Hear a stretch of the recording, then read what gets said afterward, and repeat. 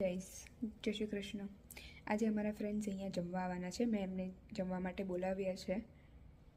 એટલે જમવા માટે બોલાવ્યા છે અને મારા હાથનું ચાખવાય, કારણ કે બધા એવું કહે છે કે મને નહીં આવડતું. હું પોતે કહું છું કે મને નહીં આવડતું, પણ સ્ટીલ હું શીખી રહી છું. એટલે ડેરિંગ તો એ લોકોનું કહેવાય કે ભાઈ એ લોકો નહીં આવડતું તો એ જમવા આવવાના છે. જોયું? અને હું આ ઇન્સ્ટન્ટ ઇડલી પેકેટ બનાવી રહી છું, તો એ આટલી મગજમારી છે. જુઓ ને, પણ સ્ટીલ બનાવવું પડશે. અને મારા ઘરવાળો વાત રહી ઘરવાળાની, બધા અહીંયા એમ કહે કે મારે તો ઘરવાળી નહીં આવી, એના માટે મારા ઘરવાળો હજુ સુધી આવ્યો નહીં કેનેડાનો.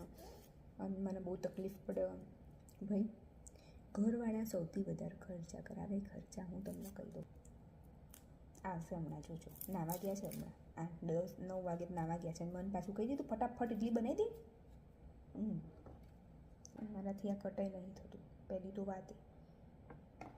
તોય મારી બિચારી બે ફ્રેન્ડ કેટલી સારી કહેવાય, કહેતી હતી કે હું સવારની આવી જાય અને હેલ્પ કરાય, તારી હેલ્પ કરાય, એવું કહેતી બિચારી. હમણાં આવી જશે ફટાક દઈને, એક કોલ કરે તરત હાજર. એના ઘરમાં રહીને કંઈ કામ નહીં કરાવતા. એ તો બધું કહેવાનું જ છે કે કેનેડા આવીને આત્મનિર્ભર બની જાય, છોકરાઓ બની જાય. એ તો જે એકલા આવ્યા હોય બિચારા એ જ બને. આવી રીતે આ અમે બધા હાથે હોઈએ ને એમાં તો બની રહ્યા. એમાં તો ઓર્ડર જ જાત છે જો ઇન્ડિયાના બેઠા બેઠા.